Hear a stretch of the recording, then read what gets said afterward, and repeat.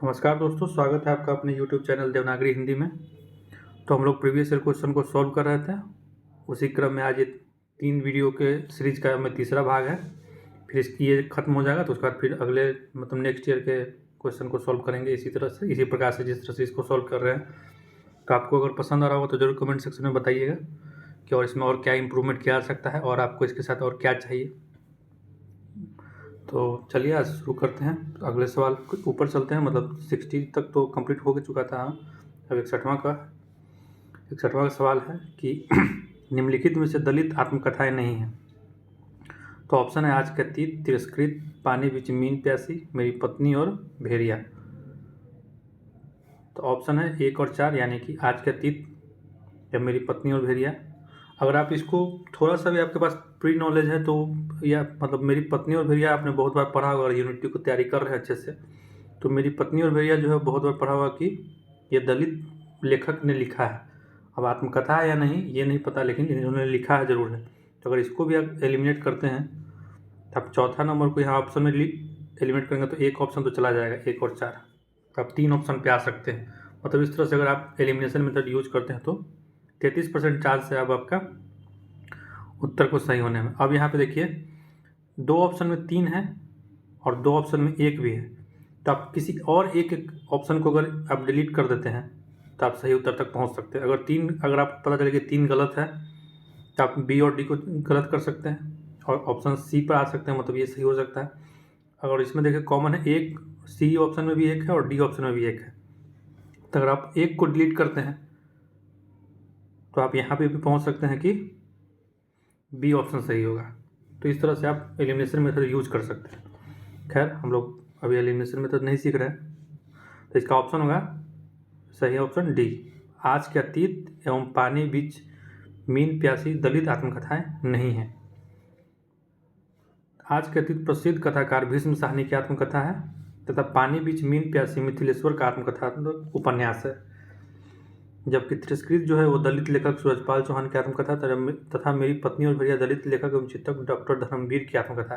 यहाँ ये देखिए कि मेरी पत्नी और भेड़िया डॉक्टर धर्मवीर की है, न कि धर्मवीर भारती की। यहाँ पर कन्फ्यूजन हो सकता है, तो धर्मवीर भारती अलग है, डॉक्टर धर्मवीर अलग है। अगले सवाल पर चलते हैं कि प्रेम मार्गी सूफी काव्य की विशेषताएं हैं। ऑप्शन है ईश्वर की नायिका के रूप में परिकल्पित करना, ईश्वर को नायक को ईश्वर के समकक्ष मानना, कथानक रूढ़ियों का अनिवार्यता प्रयोग करना, सगुण ईश्वर की उपासना। तो प्रेम मार्ग सूफी काव्य में तो सगुण ईश्वर नहीं हो सकता है, तो ये तो 4th ऑप्शन गलत हो जाएगा। और यहाँ नायिका को रूप में, क्योंकि अगर कबीर का देखिए तो कबीर जो है वो खुद नायिका बन जाते हैं और ईश्वर को नायक के रूप में देखते हैं। और सूफी में है कि ईश्वर नायिका हो जाती है और सूफी जो फॉलोअर हैं वो नायक हो जाते हैं। तो ऑप्शन 1 गलत हो सकता है और 4 गलत हो सकता है। हालांकि देखते हैं ऑप्शन में क्या है। देखिए ऑप्शन 1 और 3, प्रेम मार्गी की सूफी काव्य की विशेषता में ईश्वर को नायिका के रूप में परिकल्पित करना, ये सही है। और कथानक रूढ़ियों का अनिवार्यता प्रयोग करना शामिल है, जबकि सगुण ईश्वर की उपासना सगुण भक्ति शाखा की विशेषता है और नायक को ईश्वर के समकक्ष मानना भी प्रेम मार्गी सूफी काव्य की विशेषता नहीं है, क्योंकि इसमें नायिका को ईश्वर के समकक्ष मानने की परंपरा है। चलिए ठीक है, अब अगले सवाल पर चलते हैं। निम्नलिखित में से आषाढ़ का एक दिन के पात्र कौन है। तो आषाढ़ का एक दिन नाटक बहुत फेमस नाटक है जो हमारे पाठ्यक्रम में भी लगा हुआ है। चलिए आप लोग जरूर कमेंट सेक्शन में बताइएगा कि इसका प्रकाशन वर्ष कब है, आषाढ़ का एक दिन का। और इसके लेखक थे मोहन राकेश। तो इसके पात्र कौन कौन है। ऑप्शन में है श्वेतांग, दंतुल, अनुस्वार और श्यामांग। तो इसका सही जवाब होगा ऑप्शन बी 2 और 3, मानी दंतुल और अनुस्वार। अब सॉल्यूशन पढ़ लेते हैं कि मोहन राकेश का प्रसिद्ध नाटक आषाढ़ का एक दिन के पात्र दंतुल और अनुस्वार है। दंतुल राजपुरुष है एवं अनुस्वार नाटक में अधिकारी है, जबकि श्वेतांग एवं श्यामांग मोहन राकेश का नाटक लहरों के राजहंस का पात्र है। तो आप इस पात्र को याद ना भी रखें तो ये याद रखें कि लहरों के राजहंस एक और नाटक है जो कि मोहन राकेश का है। और श्वेतांग नंद का प्रधान कर्मचारी तथा विश्वास पात्र है और श्यामांग भी नंद का कर्मचारी है जो वैचारिक रूप से अंतर्द्वंद में जीता है। खैर यहाँ पे हम लोग देख लेते हैं कि और भी पात्र कौन कौन है इस नाटक में, क्योंकि पात्रों से सवाल आता है। तो अगर पुरुष पात्र में देखा जाए तो कालिदास है, विलोम है, मातुल, निक्षेप और दंतुल। ये पुरुष पात्र हो गए इस नाटक के। और स्त्री पात्र में मल्लिका है, अंबिका, प्रियंगु मंजरी, रंगनी और संगनी, ये दोनों सेविकाएं रहती हैं। तो मुख्य पात्र में स्त्री में यही 3 है, बाकी ये दोनों सेविका है, आप इनको भी याद रख सकते हैं। तो फिर से रिपीट करते हैं, स्त्री पात्र में मल्लिका, अंबिका, प्रियंगु मंजरी, रंगनी और संगनी।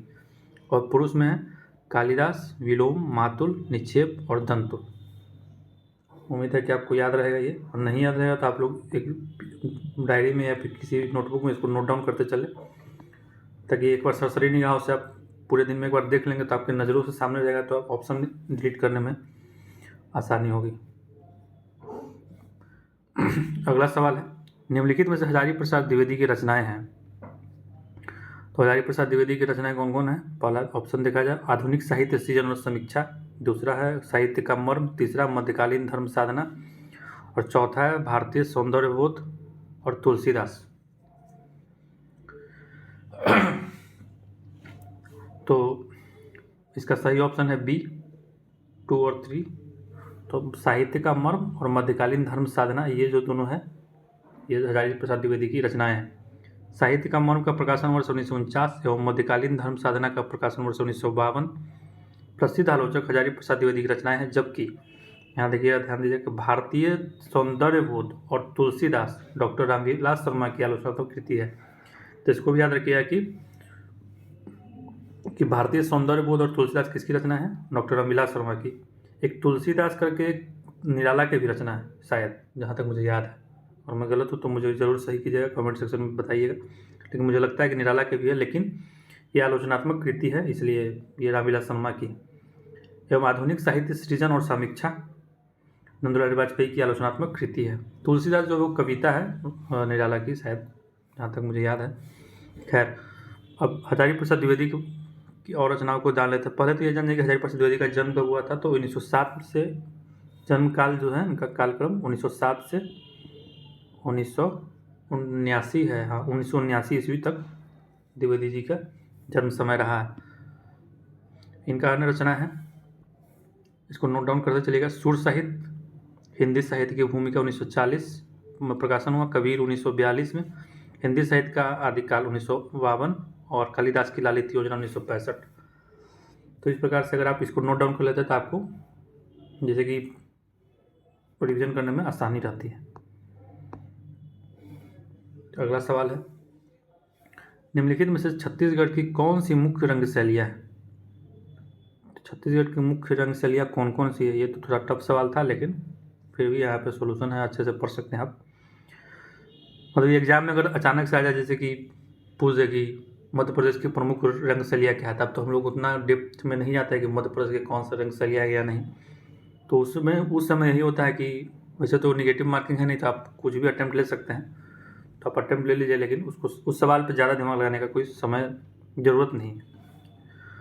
खैर, ऑप्शन है ख्याल, माच, नाचा, पंडवानी, और ऑप्शन में इसका सही ऑप्शन है डी, 3 और 4। तो नाचा और पंडवानी जो है ये मुख्य रंग शैलियाँ हैं। नाचा एवं पंडवानी छत्तीसगढ़ की मुख्य रंग शैलियाँ हैं, जबकि ख्याल राजस्थान के मारवाड़ और मेवाड़ क्षेत्र में बहुत लोकप्रिय है। अब यहाँ से ये देखिए कि इसके बारे में आप जानेंगे तो भी अगर सवाल आता है तो आप गलत नहीं कीजिएगा कि ख्याल और कहाँ का है। और माच भी है, मालवा का प्रमुख लोक नाट्य रूप है, जिसे मालवी के अनेक क्षेत्रों में माचा, मछली, माचली, मचैली, मचान आदि नामों से भी जाना जाता है। और पंडवानी शैली के गायन में तीजन बाई को अंतर्राष्ट्रीय पहचान एवं सम्मान मिला है। तो यहाँ से एक और सवाल बन सकता है कि तीजन बाई किस शैली से संबंधित या फिर किस राज्य से। तो अगर पंडवानी शैली पता है कि यहाँ से है, तो तीजन बाई भी छत्तीसगढ़ से होंगी। तो इस तरह से रिवीजन का तरीका यही सही रहता है कि आप रिवर्स में जितना पढ़ते जाएं वो ज़्यादा सही। अब अगला सवाल है, निम्नलिखित बोली वर्गों को उनसे संबंध बोलियों के साथ सुमेलित कीजिए। मुझे लगता है ये सबसे आसान सवाल होगा आपके लिए, लेकिन फिर भी कुछ लोग कंफ्यूज हो जाते हैं, तो उसके लिए यहाँ पे सूची 1 और सूची 2 दिया गया है। राजस्थानी है, राजस्थानी, पश्चिमी हिंदी, पूर्वी हिंदी, बिहारी हिंदी, और इधर सूची 2 में भोजपुरी, छत्तीसगढ़ी, कन्नौजी और मालवी।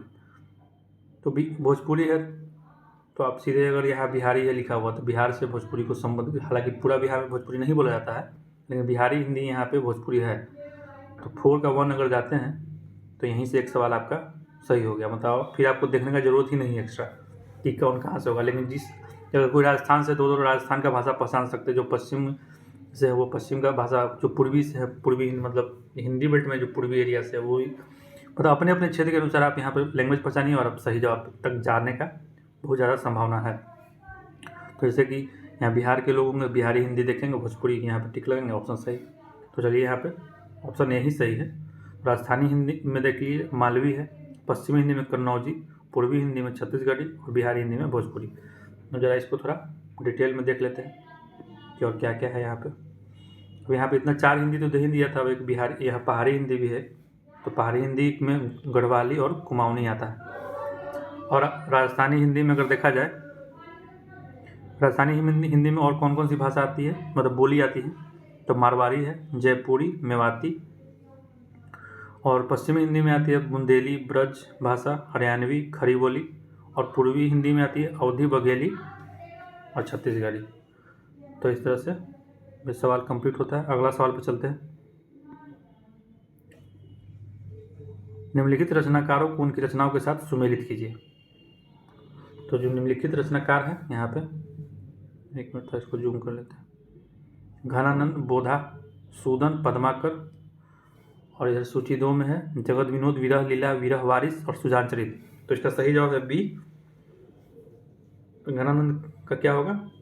घनानंद का होगा विरह लीला, बोधा का होगा विरह वारिस, और सूदन का होगा सुजान चरित, और पद्माकर का जगत विनोद। आप इसको एक बार देखिए तो याद नहीं होगा, इसको आपको बार बार देखना होगा। इसलिए हम बार बार बोल रहे हैं कि इसको आप नोट डाउन करते चलिए, और एक बार इसको कंप्लीट कर लीजिए, और फिर दिन में 1 से 2 बार में कभी भी 5 मिनट में तो पूरा देख सकते हैं आप नोट डाउन करके। जिसे नोट डाउन करना नहीं नोट डाउन कर रहे हैं तो बार बार वीडियो देखिए, तो उसमें फ़ायदा है। क्योंकि और देखने और सुनने दोनों अगर एक साथ काम कर रहे हैं तो उसमें ज़्यादा कैप्चर होने का चांस रहता है। ये साइंटिफिक तरीका है। बाकी समय बचाने के लिए आप नोट डाउन कर सकते हैं। तो ये रचनाकारों का समय काल देख लेते हैं थोड़ा। यह घनानंद का समय काल है 1689 से 1739 ईस्वी। बोधा का है 1767 से 1806, और पद्माकर का है 1753 से 1833। हालांकि यहाँ पे सूदन का नहीं दिया हुआ था तो हम लिखे भी नहीं हैं। अगर आपको कहीं मिलता है, अगर आपको इसके बारे में इन्फॉर्मेशन है तो आप जरूर कमेंट सेक्शन में बताइए, ताकि मुझे भी हेल्प मिले और वो जो बाकी साथी पढ़ रहे हैं उनको भी सहायता मिले। अब थोड़ा इनका और भी एक्स्ट्रा रचनाएं जो हैं उनको देख लेते हैं। घनानंद का और रचनाएं है पदावली, वियोग बेली, सुजान हित प्रबंध, प्रीति पावस, कृपा का निबंध, प्रकीर्णक छंद। और बोधा का है इश्कनामा, बाग वर्णन, बारहमासी, फूलमाला, पक्षी मंजरी, पशु जाति।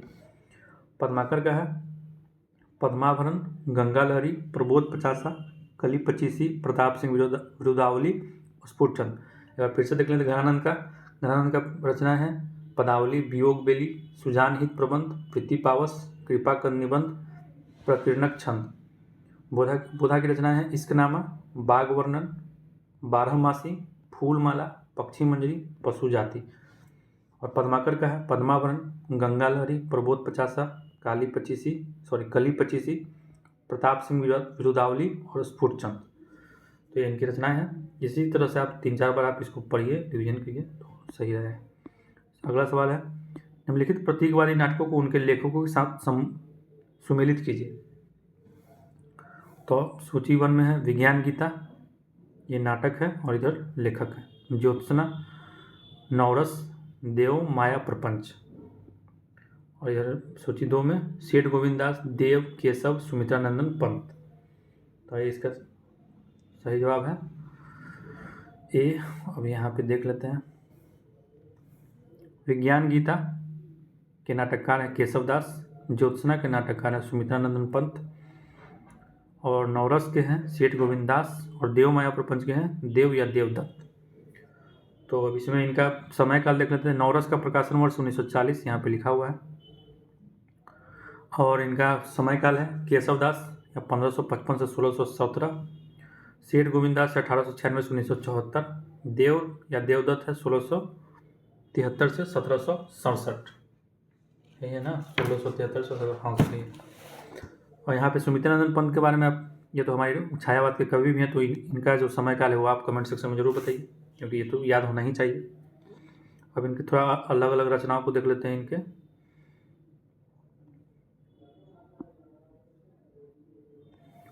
केशवदास के रचना है रसिक प्रिया, जिसका प्रकाशन वर्ष है 1591। वीर सिंह देवचरी, जिसका प्रकाशन वर्ष 1607। कवि प्रिया 1601 और रामचंद्रिका 1601।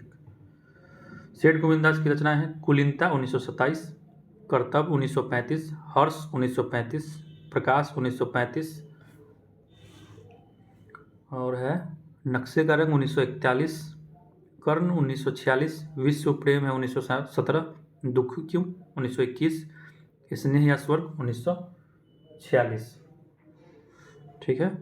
अब देवदत्त यानी देव की रचना है भाव विलास 1689, प्रेमचंद्रिका 1733 और शब्द रसायन है 1743 और सुख सागर तरंग है 1767। तो ये इनकी रचना है। देखिए यहाँ पे इसको नोट डाउन कर लीजिए। चलिए अगले सवाल में चलते हैं। सूची 1 में दी गई पत्रिकाओं को उनके संपादकों से सुमेलित कीजिए। देखिए सुमेलन का कितना सारा इसमें सवाल आया हुआ है। इसमें ज़रूरी नहीं कि आपको सारा चीज़ जानना है। इसमें अगर 1 से 2 ऑप्शन का भी आपको क्लैरिटी है तो आप सही जवाब तक पहुंच सकते हैं। इसलिए इसको डिटेल में पढ़ना ज़रूरी है, क्योंकि हो सके कि अगला एग्जाम में जब हो, जो जनवरी में होने वाला है, उसमें आपको ये मदद करे। क्योंकि एक भी ऑप्शन अगर किसी ऑप्शन में मिल गया, मतलब कुछ सवाल में मिल गया, तो आप वहाँ से एलिमिनेट कर सकते हैं और सही जवाब तक पहुँच सकते हैं। कवि वचन सुधा, हिंदी प्रदीप, ब्राह्मण, सदादर्श। सूची 2 में प्रताप नारायण मिश्र, लाला श्रीनिवास दास, भारतेंदु हरिश्चंद्र और बालकृष्ण भट्ट। तो इसका सही जवाब है ऑप्शन सी। पत्रिका क्या? कवि वचन सुधा। इसके संपादक है भारतेंदु हरिश्चंद्र। हिंदी प्रदीप, इसके संपादक है बालकृष्ण भट्ट। ब्राह्मण प्रताप नारायण सिंह और सदादर्श लाला श्रीनिवास दास। अगले सवाल पर चलते हैं। निम्नलिखित आचार्यों को उनके कालखंड के साथ सुमेलित कीजिए। मम्मट, भामा, शंकुक और 14वीं सदी, 9वीं सदी का आरंभ, 11वीं सदी का उत्तरार्ध, 6ठी सदी का मध्यकाल। तो इसका सही जवाब है ऑप्शन डी। मम्मट का जन्म हुआ था 11वीं सदी का उत्तरार्ध, भामा 6ठी सदी का मध्यकाल, शंकुक 9वीं सदी का आरंभ और विश्वनाथ 14वीं शताब्दी।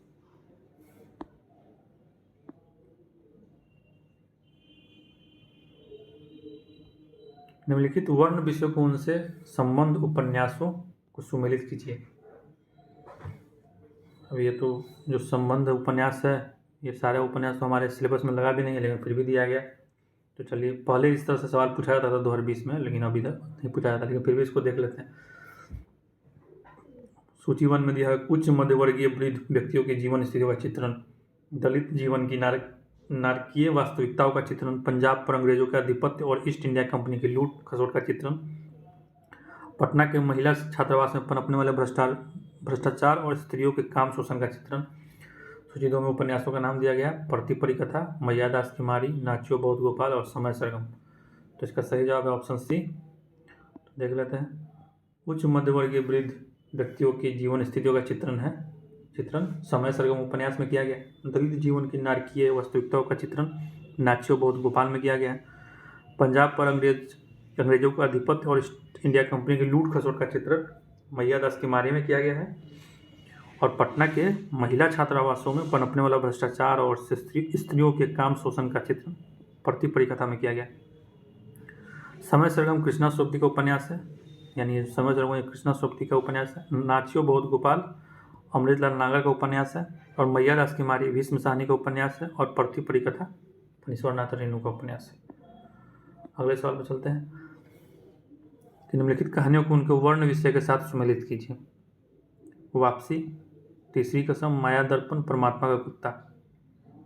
तो तीसरी कसम तो हम लोग सिलेबस में भी लगा हुआ है, तो इससे आप यहाँ से एलिमिनेट कर सकते हैं। तो सही जवाब है ऑप्शन डी। वापसी पारिवारिक उपेक्षा और अप्रासंगिकता है। तीसरी कसम आंचलिक तत्व है। माया दर्पण नारी स्वतंत्र है। और परमात्मा कुत्ता नगरीय जीवन की त्रासदी है। वापसी उषा प्रेमदा की कहानी है। तीसरी कसम मारे गुलफाम प्रसिद्ध कथाकार। फणीश्वरनाथ रेणु की है, और माया दर्पण कहानी का निर्मल वर्मा की कहानी है, तथा परमात्मा का कुत्ता मोहन राकेश की प्रसिद्ध कहानी। अगले सवाल पर चलते हैं। सूची 1 में दी गई कृतियों को उनके लेखिकाओं के साथ सुमेलित कीजिए। तो अलमा कबूतरी, छिन्नमस्ता, सूखते चिनार, परिजात। और सूची 2 में मैत्री पुष्पा, मधु कंकरिया, नासिरा शर्मा, प्रभा केतान। ये महिला उपन्यासकार हैं सभी के सभी। तो इसका सही जवाब है यहाँ पे ऑप्शन बी, अलमा कबूतरी, मैत्री पुष्पा, छिन्नमस्ता प्रभा केतान, सूखते चिनार मधु कंकरिया, पारिजात नसीरा शर्मा। तो यहाँ पे और इनके उपन्यासों को देख लेते हैं। रचनाएं और इनकी रचनाएं हैं यहाँ पे। मैत्रेयी पुष्पा की है स्मृति दंश, बेतवा बहती रही, इदम नमम, और चाक, झूला नट, कहे श्री फाग। प्रभा केतान का है आओ पे घर चले, तालाबंदी, अग्निसंभवा, एड्स, अपने अपने चेहरे, पीला आंधी, स्त्री पक्ष।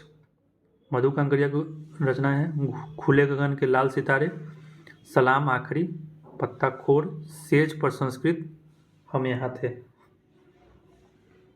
मधु कंकरिया की है। और नासिरा शर्मा की रचनाएं हैं 7 नदियाँ एक समंदर, शामली, ढिकरे की मंगनी, जिंदा मुहावरे, अक्षयवट, कुइयाँ जान, जीरो रोड, अजनबी जजीरा, और कागज़ की नाव।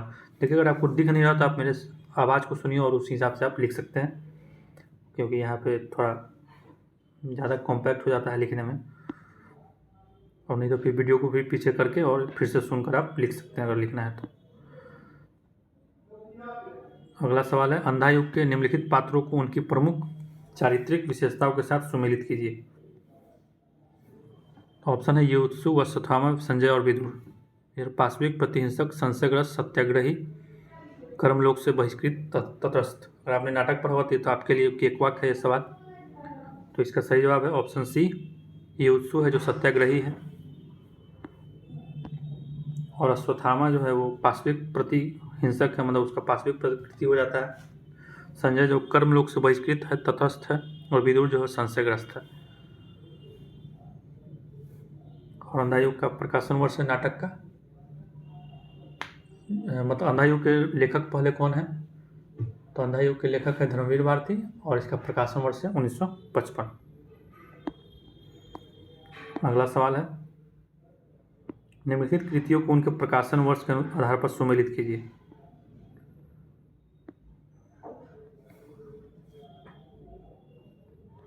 लोकायतन, आंसू, भारत भारती, चित्ररेखा। यहाँ पे प्रकाशन वर्ष भी दिया हुआ 1935, 1964, 1925, 1912। अगर आपको सॉल्व करना है तो आप वीडियो को रोक करके आप इसको सॉल्व कर सकते हैं खुद से।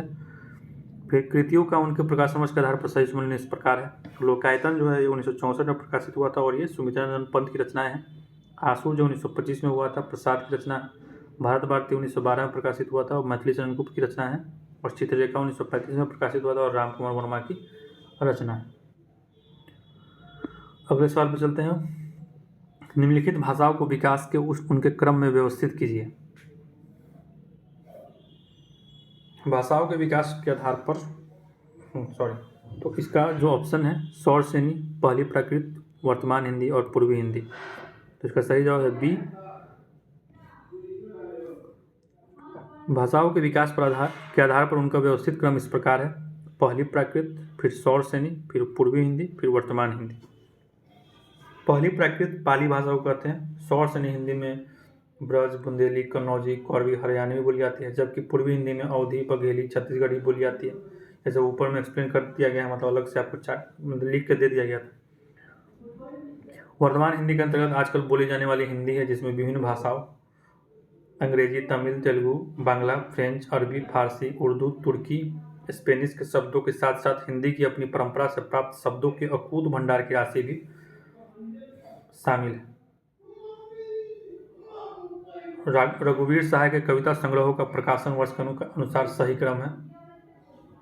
तो ऑप्शन है लोग भूल गए हैं, आत्महत्या के विरुद्ध, कुछ पते, कुछ चिट्ठियां, हंसो हंसो जल्दी हंसो। ये सब रघुवीर सहाय की है। तो रघुवीर सहाय के कविता संग्रह का प्रकाशन वर्ष के अनुसार सही क्रम है पहला आत्महत्या के विरुद्ध 1967 में प्रकाशित हुआ था। हंसो हंसो जल्दी हंसो 1975 में प्रकाशित हुआ था। लोग भूल गए हैं कि 1982 में, जिसमें इनको साहित्य अकादमी मिला था 1984 में। कुछ पते कुछ चिट्ठियाँ 1989 ईस्वी में प्रकाशित हुआ था। अगला सवाल पर चलते हैं। प्रकाशन वर्ष के अनुसार निम्नलिखित कहानियों का सही क्रम है। धुलाई वाली ऑप्शन है। 11 वर्ष का समय, एक टोकरी भर मिट्टी और प्लेग की चुड़ैल। तो प्रकाशन वर्ष के अनुसार कहानियों का सही क्रम इस प्रकार है। एक टोकरी भर मिट्टी माधवराव सप्रे 1901 ईस्वी, प्लेग की चुड़ैल भगवान दास 1902 ईस्वी, 11 वर्ष का समय रामचंद्र शुक्ल 1903 ईस्वी, धुलाई वाली बंग महिला 1907 ईस्वी। देखिए, अगर मित्रों आप लोगों को लग रहा है कि कुछ इधर कुछ सवालों में एक्सप्लेन नहीं किया जा रहा है मतलब, तो इसका मतलब ये नहीं कि एक्सप्लेन नहीं करेंगे।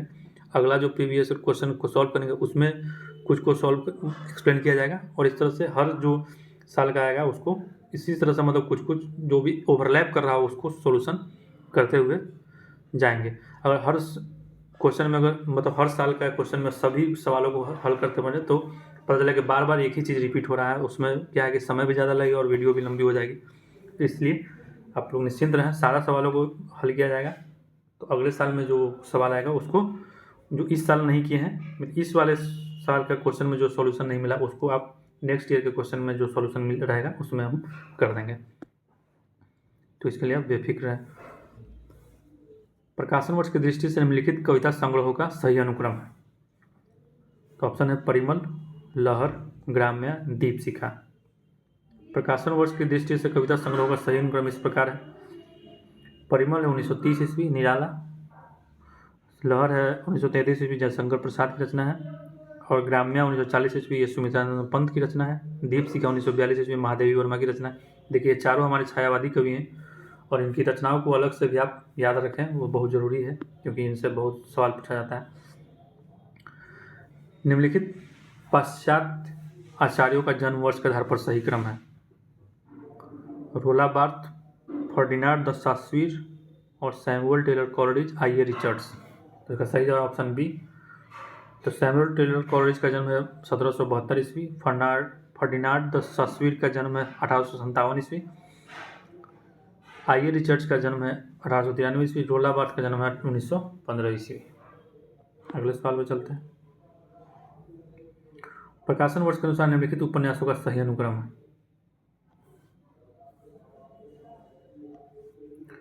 ऑप्शन है वामा शिक्षक, निसहाय हिंदू, भाग्यवती, देवरानी जेठानी की कहानी।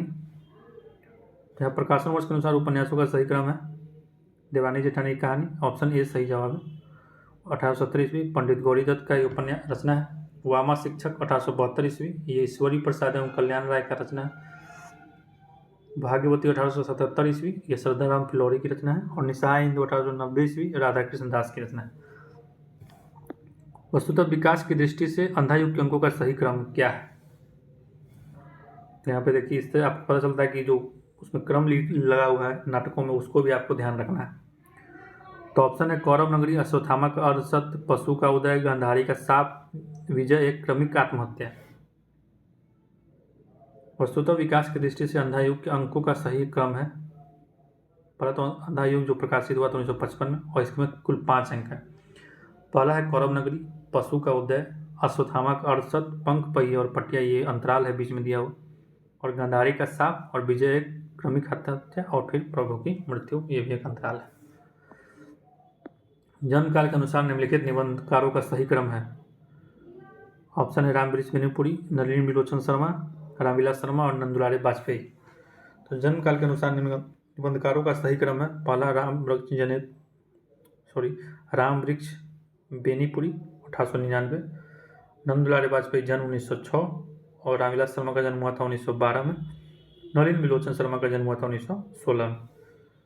अगले सवाल पर चलते हैं कि नामवर सिंह की निम्नलिखित कृतियों को प्रकाशन वर्ष की दृष्टि से सही अनुक्रम में व्यवस्थित कीजिए। ऑप्शन है हिंदी के विकास में अपभ्रंश का योग, कविता के नए प्रतिमान, छायावाद, दूसरी परंपरा की खोज। तो इसका सही जवाब है ऑप्शन डी। नामवर सिंह की कृतियों का प्रकाशन वर्ष की दृष्टि से सही अनुक्रम है हिंदी के विकास में अपभ्रंश का योग 1952 ईस्वी, छायावाद 1955 ईस्वी, कविता के नए प्रतिमान 1968 ईस्वी, दूसरी परंपरा की खोज 1982 ईस्वी। इनके अन्य रचनाएं देख लेते। इतिहास और आलोचना 1957 में हुआ प्रकाशित किए थे। आधुनिक साहित्य की प्रवृत्तियाँ 1962 में और नई कहानी 1965। अगले सवाल पे चलते हैं कि प्रकाशन वर्ष के अनुसार निम्नलिखित कहानी संग्रह का सही क्रम बताइए। ऑप्शन है वांगचू, राजा निर्वंशिया, एक और जिंदगी, यही सच है।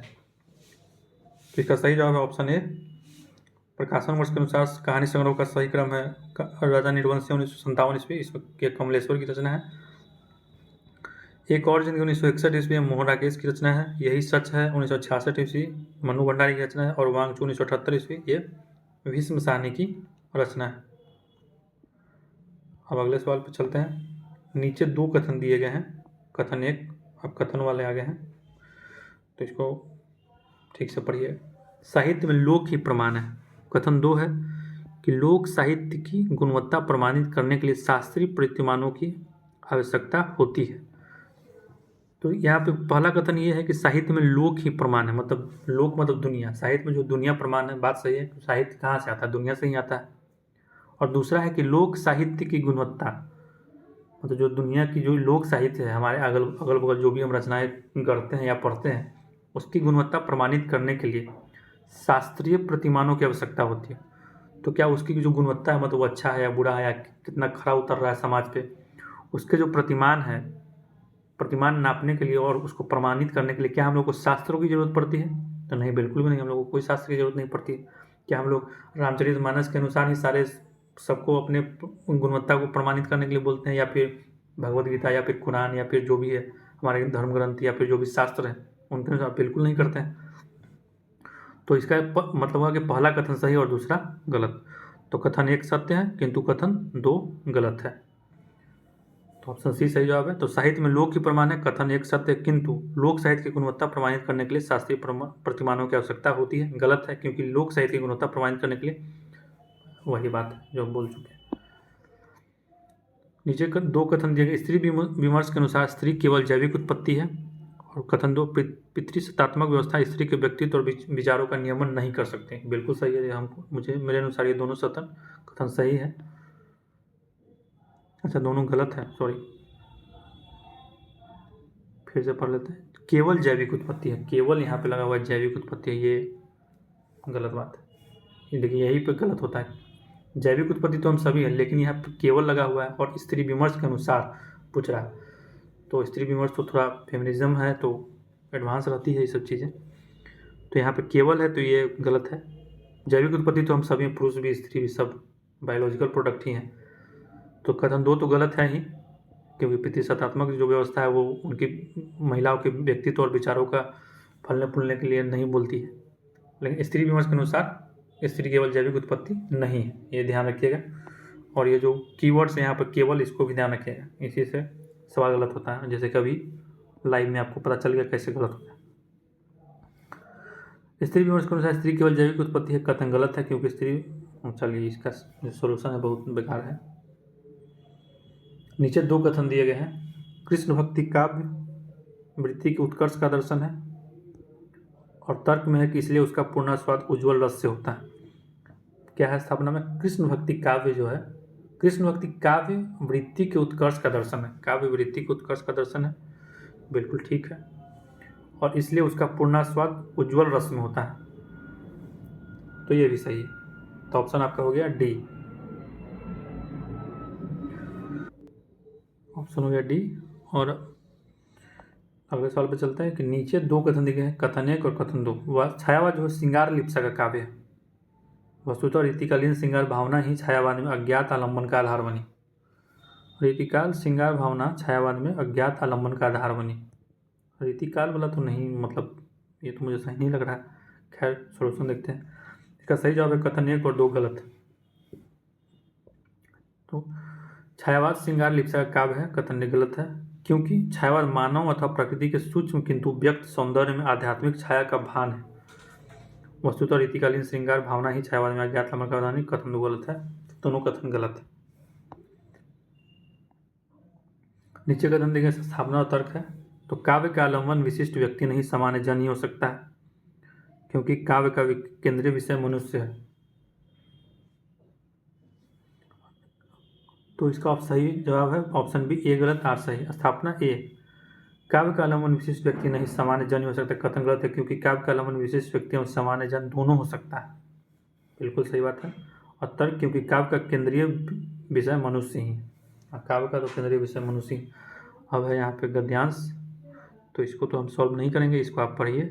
हम धीरे धीरे इसको आप वीडियो में रिकॉर्ड कर देना है, मतलब स्लाइड करके, ताकि आप लोग इसको पढ़ पाएँ। पहले आप इसको पढ़ लीजिए वीडियो को रोक के, और फिर इसके सवालों को आप उत्तर दे सकते हैं।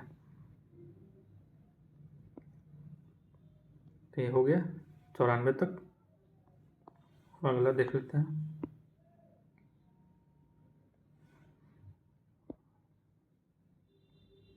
फिर ये है, ये दूसरा गद्यांश है, इसको भी ध्यान से पढ़िए, और फिर इसको भी पढ़ने के बाद आप सॉल्व कर सकते हैं। सवाल है इधर। चलिए, धन्यवाद आप लोगों का। और इसमें क्या इम्प्रूवमेंट किया जा सके ज़रूर बताइएगा, क्योंकि ये नया चैनल है और चाहते हैं कि जितना ज़्यादा से ज़्यादा हम हेल्प कर सकें।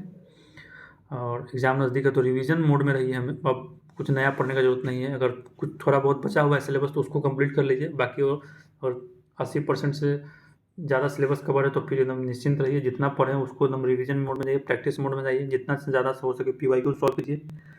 यूनिट 2 को जितना ज़्यादा रिवाइज कर सकते हैं, और टेक्स्ट रचना को जितना ज़्यादा रिवाइज कर सकते हैं, ये दोनों ही आपके लिए बहुत कारगर साबित होगा।